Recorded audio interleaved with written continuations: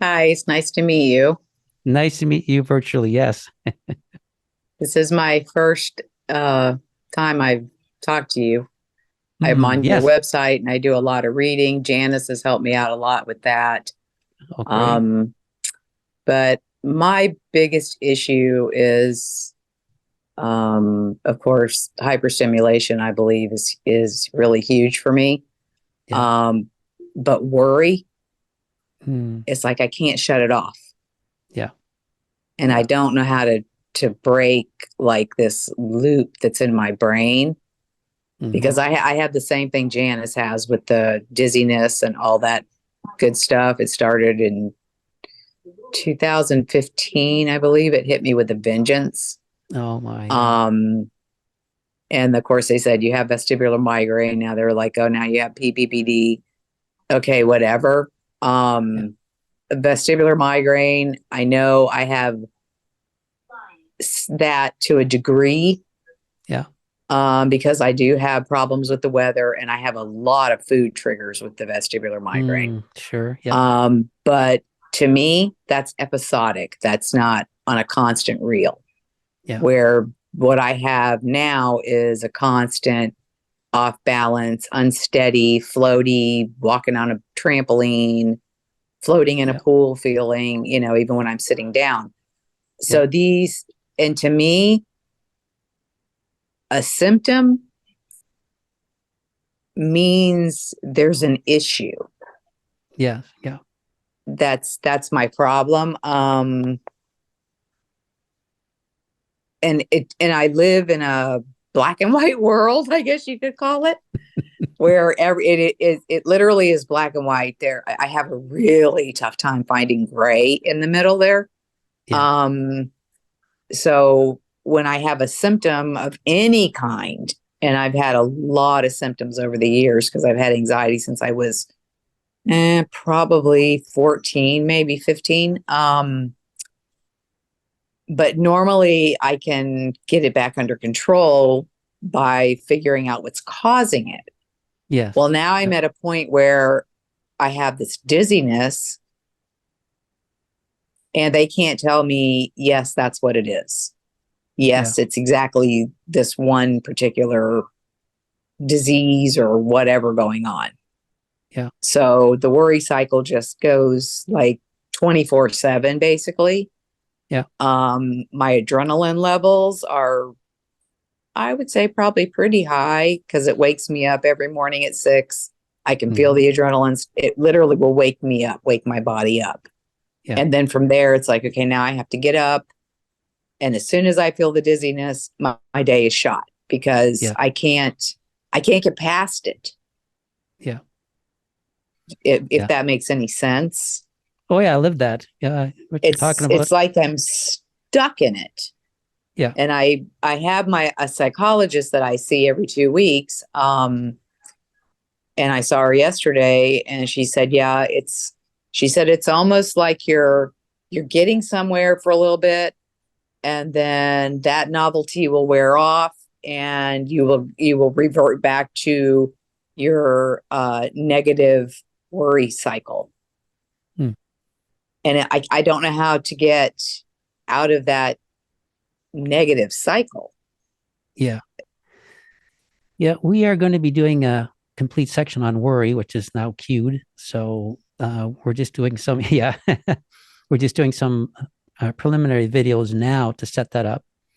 But they kind of go hand in hand.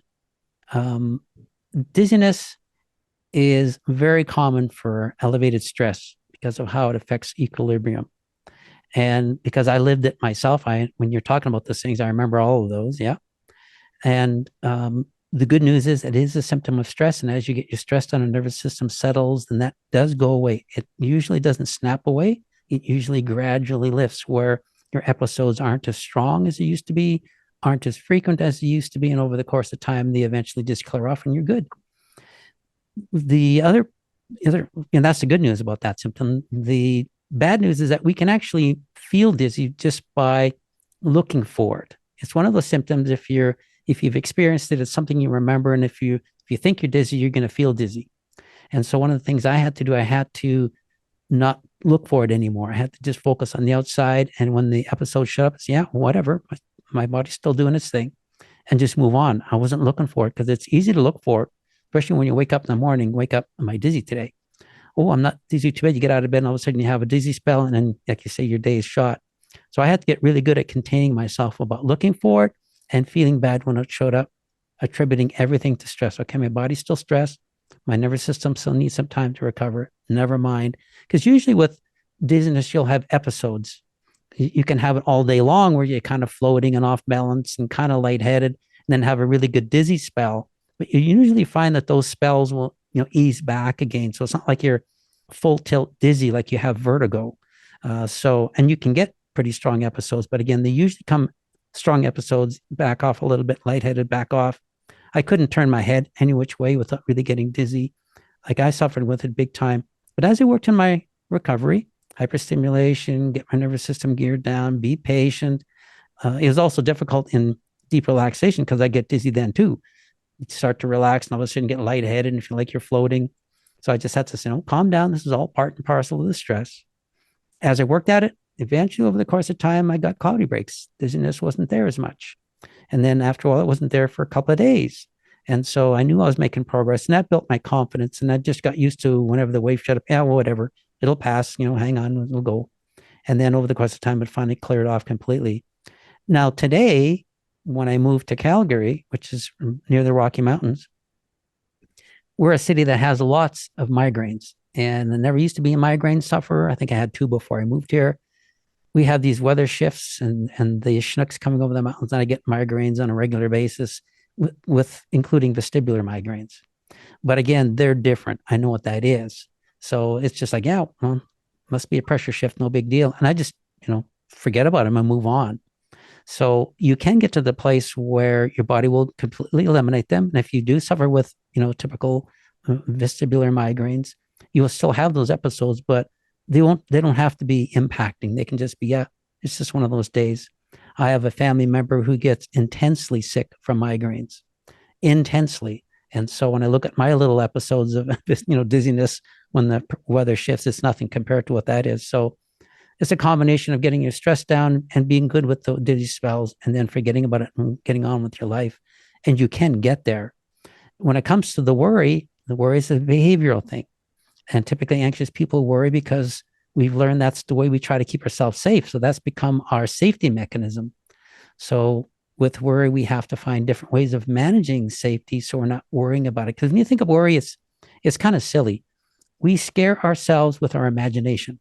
That's essentially what we do. Imagine the worst. We think the worst is going to happen, and we freak out about the worst. So we scare ourselves with our imagination. So we have to get really good at not doing that anymore by saying, no, that's worry. I'm not going to scare myself like that anymore. I'm just not going to. And we can find a sense of peace in a different way rather than having to worry about things. Because when you think about it, worry does nothing but harm. Worry doesn't solve any problems. We can use worry if there's something coming that we want to protect ourselves against. We can use worry as a motivator to take action. But other than that, worry is a waste of time, makes yourself sick, and it's pointless. So realizing that behavior, well, we used to think it served us to keep us safe when we were growing up. It's something we have to replace and find different ways of feeling safe in an uncertain environment. Not sure if that Okay. helped.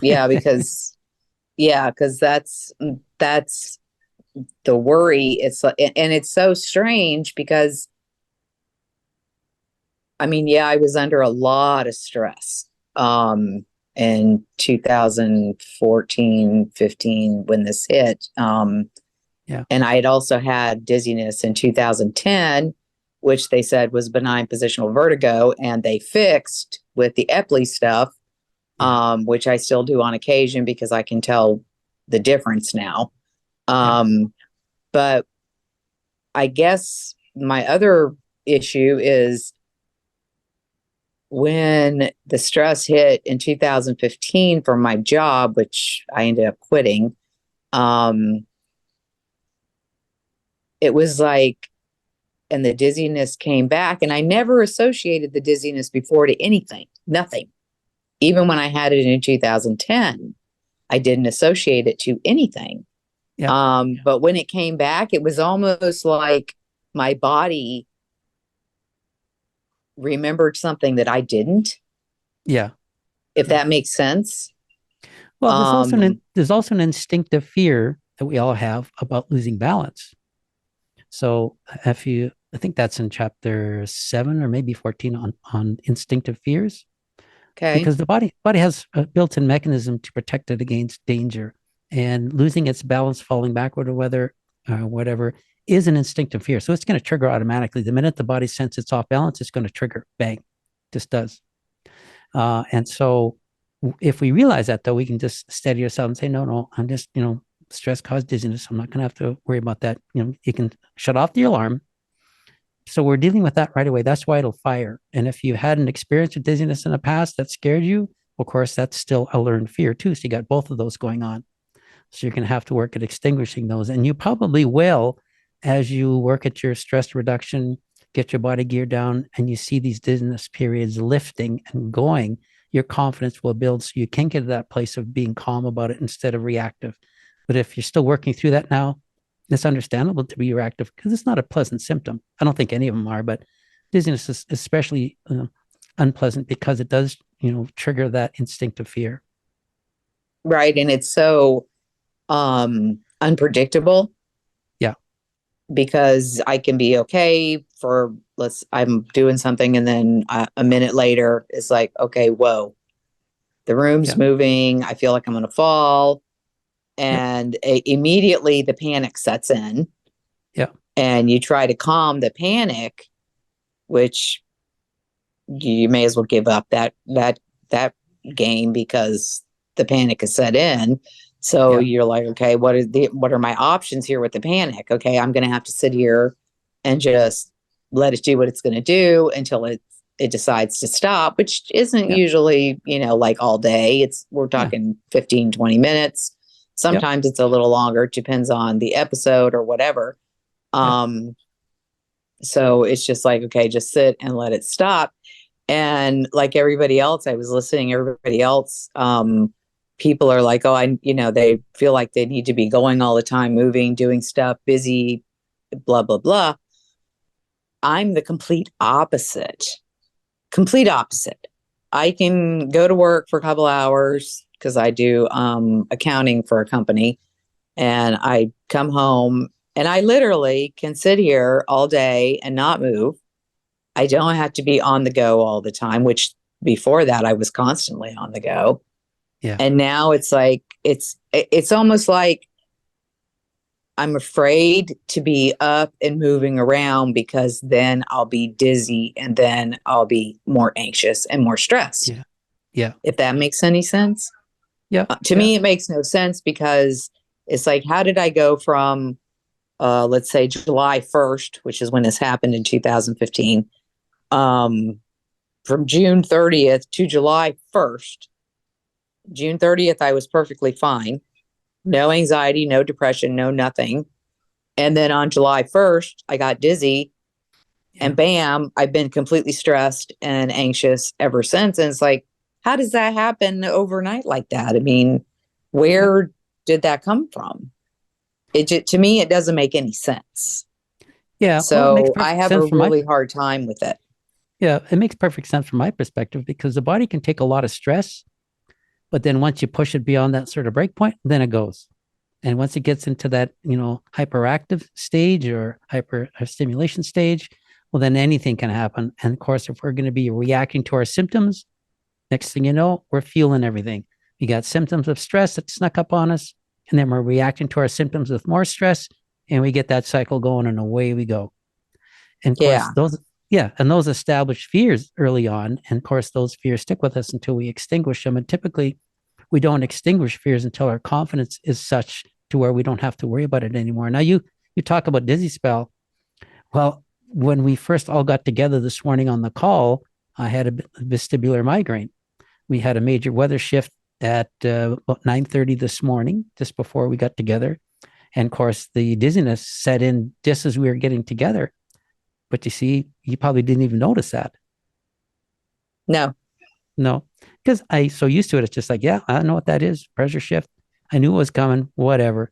And like you said, it passes. So you just get used to it, move on. Like people get used to headaches or other kind of symptoms. You will get to that place where it's not an issue for you. It's just that you haven't got there yet. As you work through this, you will get to there at some point. Yeah, because You, I don't feel like since I think a symptom means yeah, something, because I lived through that twice yeah, with misdiagnosis, yeah, and they were telling me, "Oh, you just have anxiety." Well, then I went to a research doctor because they said, "Oh, now you have fibromyalgia," and I was like, "I don't even know what that oh is, and yeah, I don't even believe that. That's crazy. I don't even know, what is that?" yeah, So I went to a research doctor who was for um, muscle disorders, nerve disorders, all that. And I gave yeah, him a list of symptoms. It was like 150 symptoms on the list. And yeah, he just looked at the list and he looked up at me and he said, "Honey, you don't have fibromyalgia and you don't have anxiety." I said, "Well, then what do I have?" He said, "You have a thyroid condition." hmm, And I was like, "What?" I said, "I've been to 10 doctors for 2 years, spent hundreds of thousands of dollars." He goes, "Yeah, we're just going to do a little blood test and I'll call you in a prescription tomorrow." hmm, And I was like, "What?" So now when I have this anxiety disorder, I don't believe that it's anxiety right, because of that. yeah, yeah, That one little thing yeah, has like, okay, this can't just be anxiety. This can't just be anxiety. right, But I go to the doctors and they do all these tests and they're like, "Okay, well, the only thing you have is your thyroid's off, you have vertigo, you have diverticulitis now. Oh, whoop-de-doo, yay." Um, yeah, and there was something else, and I can't even remember what it was. Oh, PVCs from the heart monitor that they did. yeah, But they said there wasn't enough of them to worry about the PVCs because there was yeah, only like 200 a day. And I'm like, 200 a day? Are uh-huh, you kidding? And yeah, they said, "No, we're looking for 10 to 20,000 a day, not yeah, 200 a day." yeah, I was like, "Oh, okay, whatever." Um, so that's my issue now. I'm stuck in is this really anxiety? yeah, But my psychiatrist that I go to, because I have a psychiatrist also because of the vestibular stuff, yeah, um, he's like, "Yeah, you have health anxiety. yeah, You have really bad health anxiety." yeah, So I guess that's where I'm at now, is like, I'm just stuck in this. Is this really anxiety? Do these yeah, symptoms all really sound like anxiety yeah, with the stress and the heart palpitations, the dizziness? Forget about it. I mean, that's just off the charts. yeah, Um, and and then the hot flashes, the cold flashes, all of it. I mean, I have so, yeah, but it's not like I have thousands of symptoms. I only have probably maybe 10 or 12, yeah, but the dizziness is that's my main character in this whole thing. yeah, Um, and that's why I think, okay, well, there's no way that this can just be anxiety because the dizziness is the prevalent thing. So, and of course, you go down your little rabbit hole when you go online, oh yeah, because then, yeah, yeah, because then you get oh, it's probably your heart. Oh, it's probably this. Oh, it's probably that. And you get all these things, and you're like, "Do I have to go back to all these doctors again? They're right, going to think I'm nuts," yeah. which they probably already do. I mean, they're afraid to Yeah. tell me that, but I'm pretty sure they probably do. So, Um, so you see why you're having trouble with the worries, because in the back of your mind, you're not convinced it is anxiety or stress. And as any good person would want to do, you want to be on top of your health and you want to make sure you're being aware and taking proactive action. But if you're getting, mixed messages, you're not sure what to believe, you see why the worry's going to be there. Your I body's guess on that alert. makes more sense because I'm on alert, looking, Yeah. like my psychologist said yesterday. She said, "Your danger alert system, basically," she said, "it is on overcharge. Yeah. She said, you're not just scanning for possible danger. She said, you are actually involved in finding them Yeah. at every turn. You're looking, and trying to figure out what's causing this, what's causing that. Why do I feel this way now? She said, the answer to why you'll never know. Hmm. She said, there really is no answer to that. She said, you have an anxiety disorder. Your body's hyperstimulated to the max, and your alarm system is on constant. It doesn't shut off. Yeah. She said, even when you're sleeping, it probably really isn't shutting off. Well, the thing too is when our stress is up, the brain goes into a hypervigilance mode. So it's looking for danger. And if it identifies a threat, it's going to stay focused on that threat until it's solved. And so if you haven't come to a good place of realizing your symptoms are stress related, you can see why it's looking and reminding you and warning you and trying to figure it out. All of that adds stress, which keeps symptoms going. And that was one of Right. the things I had to do is I had to say, okay, I'm not doing this worry thing. No, my symptoms, there's symptoms of stress. I don't care what they are. And I had a ton of them. I don't care what they are. I'm going to focus on stress reduction. That is my target. Anytime my brain goes, what if this, what if it's not, what if it's that thing, what if it's cancer, what if it's tumor? No, I'm not doing that no more. I'm just not doing any of that no more. Stop. This is stress. My focus is to get my stress down, period, done. And again, whenever my brain will go back, well, what if it's, and what if it's not? And what if, no, I'm not doing that no more. Because I made a commitment to myself. I am not scaring myself no more. Done. And that's what really helped me get my stress on back on track. Combine that with deep relaxation, containment, keep focused on reducing stress where I could, deep relaxation, trying to get as much sleep as I could. Eventually, you get that glimmer of hope. All right, my symptoms have eased off. And that's when you say, okay, this is stress. I am now convinced, and away you go. But if you're still guessing and wondering, you can see why the worry's going to be there. Okay, well that makes more sense because I do actually test it Yep. where I'll have like let's say I have to go somewhere that I don't want to go. Yeah. And it's like, okay, you don't have a choice. You made the appointment, you have to do this. And I will notice like when I get to the doctor's office parking lot, I'm fine. Yeah. I step out of the car, I'm fine. I get on the elevator and the whole world starts moving and Yeah. floating and bouncing. And it's like, okay, there's your answer right there. You just answered your own question. Yeah. Because of the stress and the anxiety of the visit, which is a normal visit, these things occurred. Yeah. And then you get off the elevator and you get back there with the doctor and those things slow down. Yeah. And then you exit the building and you're like, okay, did I actually pay attention to what just happened? Did I Yeah. actually see what occurred and prove to myself that the stress of the appointment was the issue? Yeah. It caused the symptoms. Yeah. So I'm kind of getting to that point now. It's just taking me a long time. Yeah. I mean a long time Patty, because it I've been takes doing this. everybody, it takes us all a long time. It If it does. Well, didn't Yeah. take a long time, more people would do it. Well, it's Yeah. horrible because I've been doing this dizzy thing for 8 years. Yeah. Eight consistent years with nonstop. And now they have me on a medication that I have to taper off of that potentially he's told me could take 8 or 9 months to come off of. Oh, wow. So yeah, because I'm on clonazepam and Oh, I've been yes. on it Yeah. for 5 years Right. for this vestibular crap. Gotcha. Yeah. If I can make a suggestion, don't take 8 months to taper off. You're just going to prolong the agony. Go to someone who knows how to come off benzodiazepines appropriately and follow that recommendation rather than doctors. Yeah, well, I'm going to go to my psychiatrist. Yeah.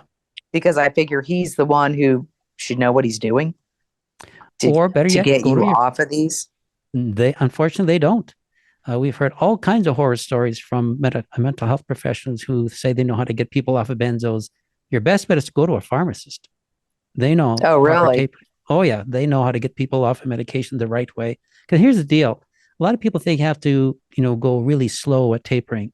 Well, when you go really slow at tapering, your body, when we say you do a cut and your body stabilizes, that doesn't mean you're symptom free. That doesn't mean you feel good. It just means your body's stabilized.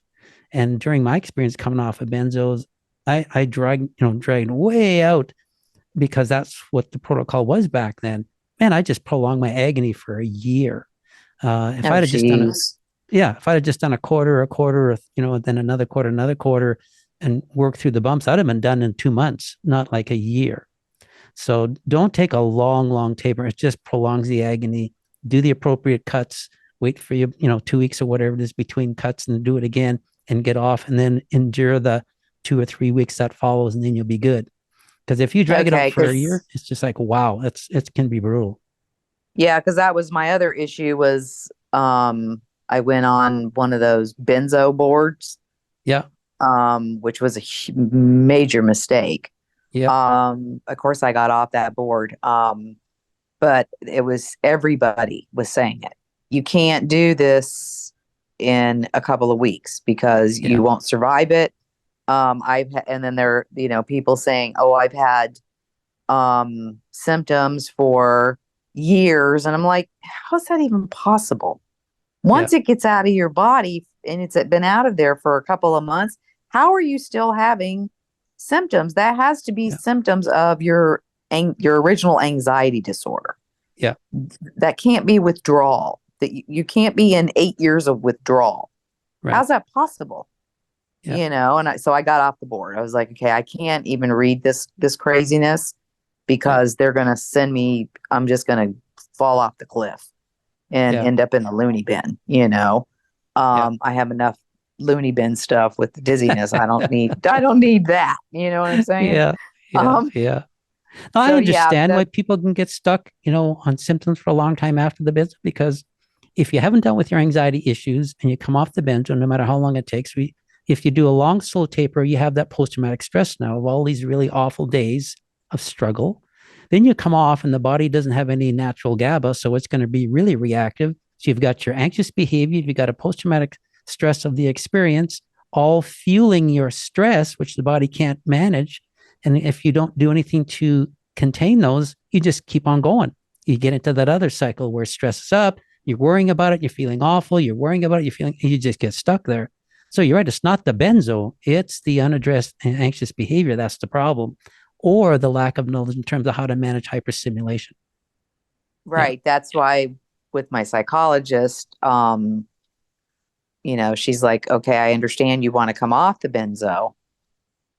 She said, but I think we need to get you at a more stable point where you're actually using the tools for your anxiety yeah, and getting things down before we try to bring you off of something that could potentially cause your anxiety and your stress to go up. And then she said, because you haven't learned the tools well enough to come yep, to do both at one time. yep, I agree. Do you agree? Okay. Absolutely. Get your Okay. skills working for you first, because you're going to need them as you work through the withdrawal. But if you have good skills and you work through them, then it's going to be, you're going to have bumpy days, no question about it. I mean, not everybody's the same. Some people get through it pretty easy, but most people will struggle as the body adjusts away from the benzo. But if you got good skills, you get through it. And then after that, you have way more control over your body than you do with the benzo inside you. So here's a goal to shoot for, but make sure you're well equipped before you start. Okay. Yeah, because that was the other thing is, do I do this or do I do that? And then, but I have a feeling the psychiatrist is going to say the same thing. He's going to say, no, we're not going to taper Yeah. because you're not in a good place right now to taper. Yeah. Your I'd agree. your brain's not ready. But yeah, I really appreciate you at least helping me with the anxiety part of it and why that the worry is actually what's keeping the stress and the anxiety Yeah. really rolling. And if I can add this to throw into a mix for you to consider, that benzos is notorious for causing dizziness as a side effect. Yeah, I know that's another one of my issues is Yeah. because I know when I took the antibiotic for the diverticulitis, Hmm. and then I found this out after the fact that apparently Cipro Yep. will block the GABA receptor that the clonazepam is working in. Cipro's a So nasty antibiotic. Cipro, yeah, I will never ever ever take that again. Yeah. And you know, and it did say that it will block that GABA receptor. And it will actually fight the clonazepam for the receptor, Mm. and it will win, and you will be sent into acute withdrawal. And the time that I was on it, that's how I felt. I was like, I don't even feel like I'm taking this medicine. What's going on? Something's wrong. And the dizziness was much higher because they say when you come Yeah. off the benzo, you're going to get dizziness. And it was like 10,000 times higher. And I Mm. was just like, what's going on? Well, now I've been off of it for 2 months, the Cipro, Yeah. and it's almost like the GABA receptor is trying to let the medicine back in, if that makes any Mm. sense. I guess it Mm. takes time for that to happen. I've sent my psychiatrist a message and told him I want this research done before I see him next week Yeah, totally. Yeah, you bet. so that I have an answer because I can't rely on the internet for the answer No, no. because they're saying, oh, you took Cipro, you may as well just get used to being in withdrawal now forever. I'm like, what? You know, Oh what my. yeah, people are Yeah, scary. yeah, yeah. It's If scary out there. if I were you, I would just focus on dealing with your anxiety behaviors. Make that your priority. Recognize your body stress is going to be producing symptoms until you get your behavioral side under control. As you get your behavioral side under control, everything else after that will follow. But that would be, if I were you, that would be the priority. Okay. Chalking your Can symptoms I up to say stress. something to Yes, Patty? absolutely. Yeah. Patty, I'm a registered nurse and I'm far better educated than I'll ever use. Um, Made a vow to myself. I don't Google my symptoms. I don't Google. I have a pact with my doctor that when I go in there, whatever information that they print for me, that's what I take. Because I feel like I just send myself down the fear train, the fear trail. Um,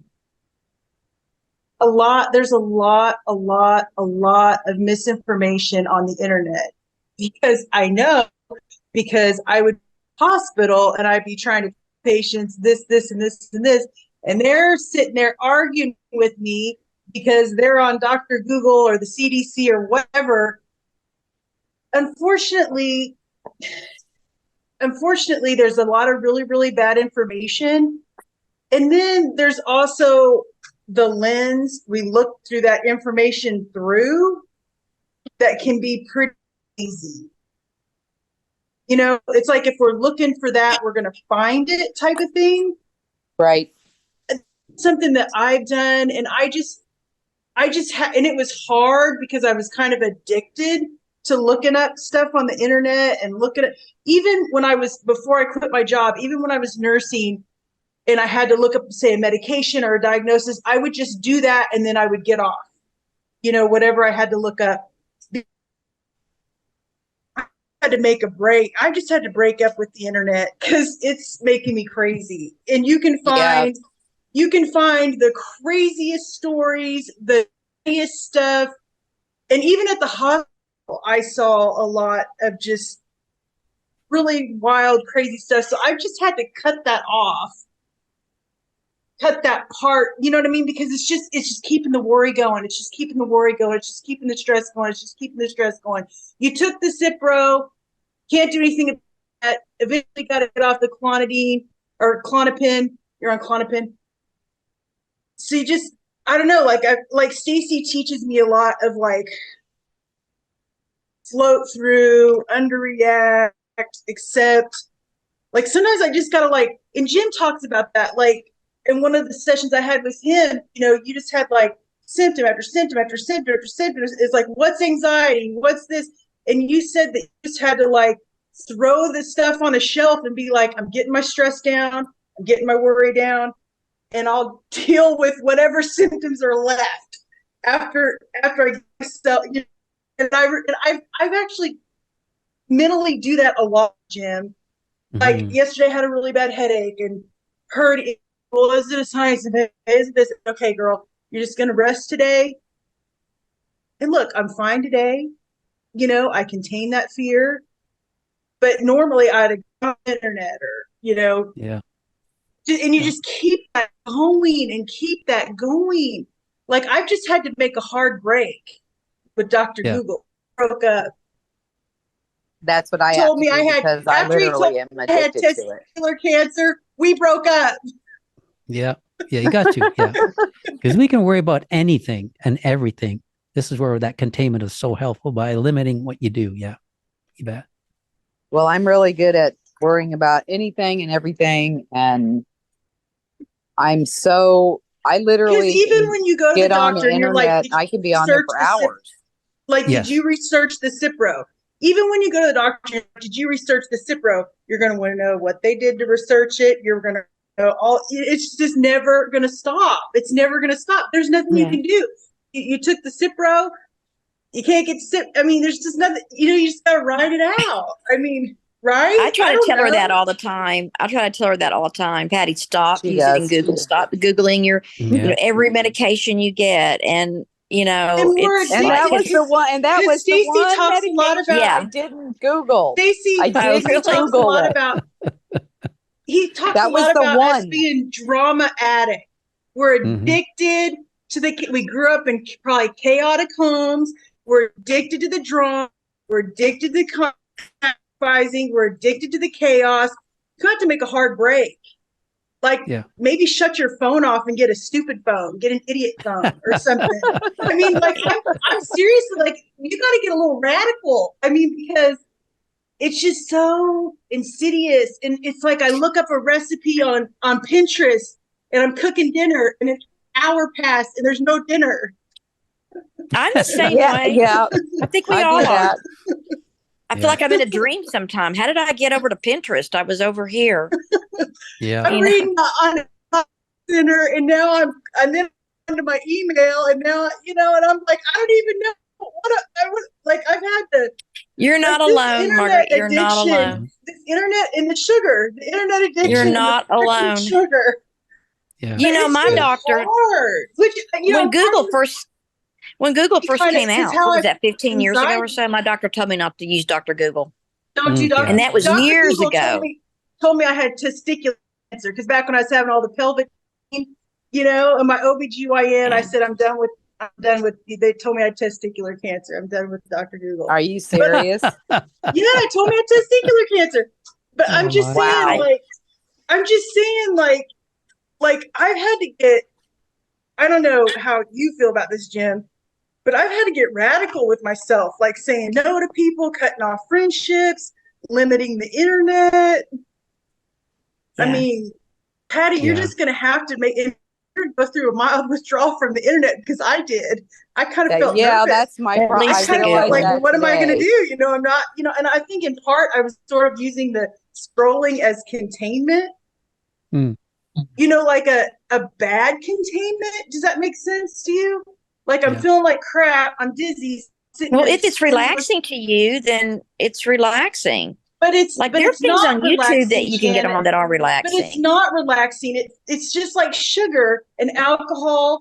Sugar, alcohol, and caffeine. They're like the unholy trinity. Sugar feels relaxing because it lowers cortisol, but the end result is stimulation. Yeah. Yeah, it doesn't last long, but I don't do sugar, caffeine, or alcohol. I haven't for years. But internet can be just as bad. But the internet is my problem. Like and keeping that chaos and that anxiety swirling around.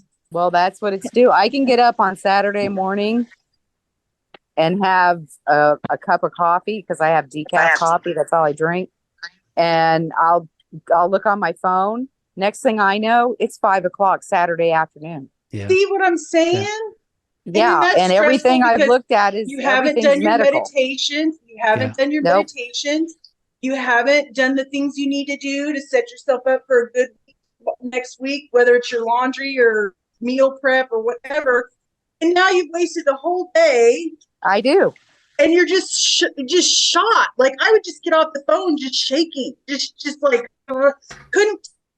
I couldn't tell you one thing I actually watched or read.